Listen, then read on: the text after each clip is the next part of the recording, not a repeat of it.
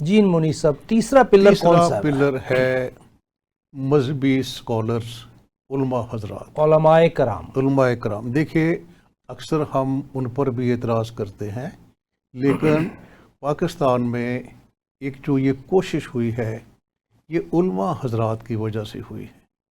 آپ دیکھیں، کیونکہ میں تو لوگوں سے ملتا ہوں، اکثر ایسے علماء حضرات ہیں جو بینکنگ کو مانتے ہی نہیں، ان کے وجود کو مانتے ہی نہیں. ایک جو گروپ ہے علماء حضرات کا، مفتی تقی عثمانی صاحب، چونکہ وہ جج بھی تھے، ان کا ایکسپیرینس تھا، ایکسپوجر تھا، انہوں نے ایک ایکسپیریمنٹ دیا ہمیں. اب ہمارے پاس ایک ایکسپیریمنٹ ہے، ادھر 500 سال کی بینکنگ ہے اور یہاں ابھی 25-30 سال ہوئے ہیں ایفیکٹیولی. اب ہمیں کرنا کیا ہے؟ علماء حضرات نے جب آغاز کیا، آغاز بڑا اچھا تھا. پاکستان ان ملکوں میں شامل ہے جنہوں نے اسلامی بینکنگ کی کوشش کر رہے ہیں. اسٹیٹ بینک آف پاکستان کو ایک ایوارڈ بھی ملا ہے کہ جو اسٹیٹ بینک کوشش کر رہا ہے، اور سچی بات ہے ساری کوشش اسٹیٹ بینک ہی کر رہا ہے، علماء حضرات ساتھ ہیں. اب یہاں آ کے جو میری گزارش ہے علماء حضرات سے کہ ہم رک گئے ہیں. ہم بہت خوش ہیں کہ ہم نے اسلامی بینکنگ کا آغاز کر دیا. ابھی تک 28% جو ڈپازٹس ہیں وہ اسلامک بینکنگ کے پاس ہیں، اور آپ دیکھ لیں کہ 72% بزنس ڈپازٹس کا سود والے بینکوں کے پاس ہے. ایسٹ سائڈ پہ یہ 28 سے بھی کم ہیں. ایک لحاظ سے ہم یہاں آ کر رک گئے ہیں. رک کیوں گئے ہیں؟ کہ اسلامک بینکنگ کا جو ملک کی اکانومی ہے، جو مسائل ہیں، ان پر کوئی زیادہ کنٹریبیوشن نہیں. کیسے؟ ان امپلائمنٹ ہے، اسلامک بینکنگ کا کوئی رول نہیں. اچھا، کسان ہے. ایک میں چیز اور آپ سے عرض کروں کہ کسان کو سب سے مہنگا قرضہ دیا جاتا ہے. پاکستان کی اکانومی کسان پر چل رہی ہے، ایگریکلچر پر چل رہی ہے. ہماری ایکسپورٹس بھی 60% ایگرو بیسڈ ہیں، لیکن آپ سن کے حیران ہوں گے سب سے مہنگا قرضہ یہ سود والے بینک دیتے ہیں کسان کو. جب اسٹیٹ بینک کا ریٹ 21% تھا تو اس کو 26-27% پر قرضہ ملتا تھا. آپ یہ بتائیں، آپ فائنینشیل اکانومسٹ ہیں، 26% سود پر قرض لے کے کام چلتا ہے؟ لیکن بیچارہ غریب کسان وہ کرتا رہا. اب بھی آج آپ چیک کر لیں، آج کے دن سب سے مہنگا قرضہ کسان کو دے رہے ہیں سود والے بینک. اور اسلامی بینک اس شعبے میں آئے، اسلامی بینک اس شعبے میں آئے نہیں. ایس ایم ای ہے، ایس ایم ای کا بھی یہی حال ہے. وہ بیچارے ادھار لیتے ہیں 20-20 30-30% پر، اس میں اسلامی بینک نہیں آ رہے. تو جو ہمارے اب ریلیجس اسکالرز ہیں، میں کہتا ہوں they should come into second generation reform. ایک یہ کام کریں. ایک اور بڑا کام ہے کہ پاکستان کی ہر مارکیٹ میں کچھ لوگ کھلم کھلا سود کا کاروبار کر رہے ہیں، اور انہیں کوئی فرق نہیں ہے. لوگوں سے ان کی ملاقاتیں بھی ہیں، رشتہ داریاں بھی ہیں، دعوتیں بھی ہیں. کوئی علماء حضرات میں سے کوئی گروپ ایسا نکلے، کوئی جو سیاسی مذہبی جماعتیں ہیں وہ اس میں آئیں کہ کم از کم وہ لوگ جو مارکیٹ میں سود کا کاروبار کر رہے ہیں، کھلم کھلا اوپنلی اللہ اور رسول سے جنگ کر رہے ہیں، ان کے پاس جائیں، ان سے ایک ریکویسٹ کریں کہ بھئی آپ یہ کیا کام کر رہے ہو. حالانکہ گورنمنٹ آف پنجاب کا لاء بھی ہے کہ کوئی بندہ سود کے خلاف کام نہیں کر سکتا. تو علماء حضرات کا ایک بڑا پرو ایکٹیو رول ہے، کیونکہ سٹارٹ اس کو کیا تھا علماء حضرات نے اکانومسٹ کی مدد کے ساتھ. اب میں کہتا ہوں کہ اکانومسٹ آگے آئے. میں پھر وہی بات لے آیا ہوں کہ اکانومسٹ آگے آئے، علماء حضرات کو ساتھ ملا کے ایک اسٹیٹ بینک کا ماڈل دیں، Islamic model of state bank. اور دوسری بات کہ ابھی تک جو اسلامک بینک ہے ان کا بینچ مارک کیا ہے؟ سود والا بینچ مارک ہے. جو دوسرا بڑا کام ہے اس میں پھر اکانومسٹ آئیں گے، علماء حضرات آئیں گے. بے کا پروفٹ مارک ہمیں بینچ مارک چاہیے. بے کیا ہے؟ پروفٹ کا. جو ریئل سیکٹر نا، ریئل سیکٹر بہت بڑا ہے. ریئل سیکٹر کا اس میں انڈسٹری ہے، ایگریکلچر ہے، سروسز ہے، اور چیزیں ہیں.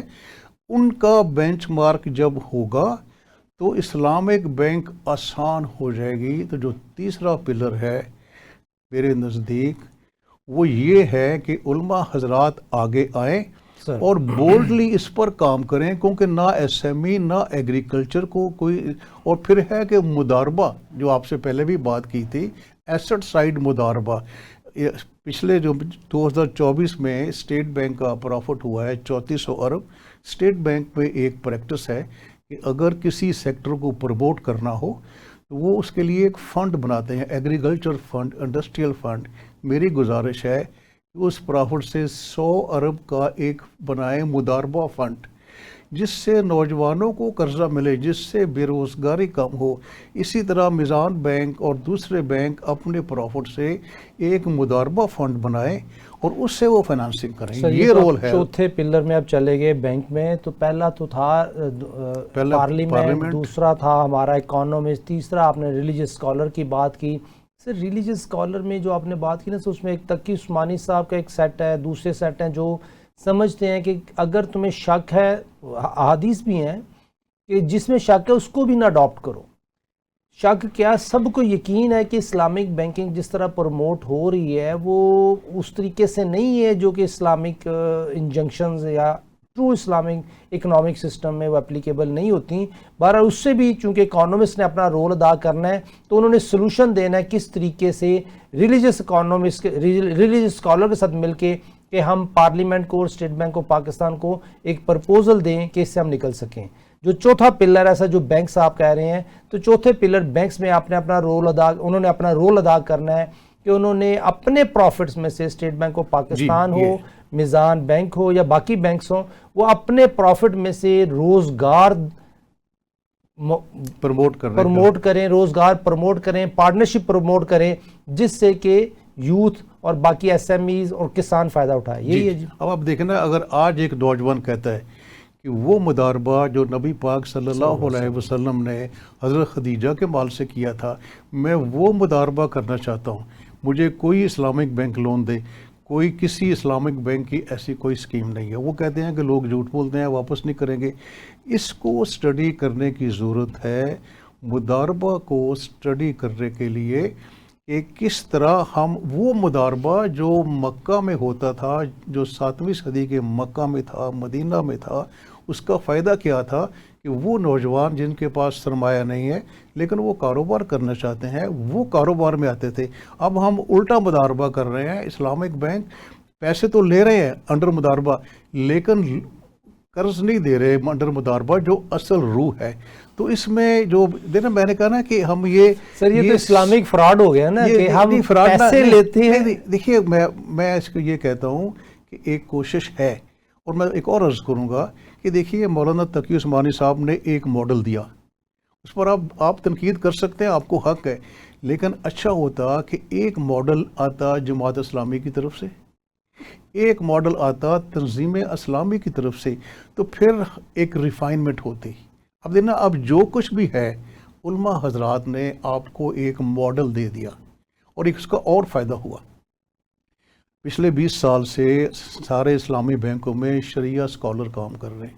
پہلے وہ جو ریلیجس اسکالر تھے وہ اپنے طور پر ہی کام کر رہے تھے. اب کیا ہوا, اب وہ بینکنگ کے امور سے واقف ہو گئے. 20 سال یہ بہت بڑا ایسٹ ہے ہمارا, یہ بہت بڑا ایسٹ ہے. ہمیں نا اپنے جو اسٹرینگتھ ہے اس کو کنسولیڈیٹ کرنا ہے. اب وہ سارے بینکوں میں شریعہ اسکالر کام کر رہے ہیں, اور وہ میں چونکہ اب اس میں داخل ہوا ہوں, میں نے پچھلے مہینے کوئی 50 کے قریب یہ ریلیجس لوگ تھے, امام مسجد تھے, خطیب تھے اور مفتی صاحبان تھے, ان کو 6 ہفتے کے لیکچر دیے ہیں مدینہ اکنامکس کے. اب ہے کہ وہ بھی آنا چاہتے ہیں, ماحول نہیں ہے, ماحول سود کا ہے. جب ہم سارے یہ مل کر دینا, یہ اب یہ چوتھا پارٹنر آ گیا, 4 پارٹنر آ گئے, ایک اس سے ماحول پیدا ہوگا, ایک اکاؤنٹیبلٹی بھی ہوگی اور اس کا ریوارڈ بھی ہوگا. جب پارلیمنٹ سے یہ کام شروع ہوگا تو اس کا پھر یہ سارا اس کا ٹرکل ڈاؤن ایفیکٹ آئے گا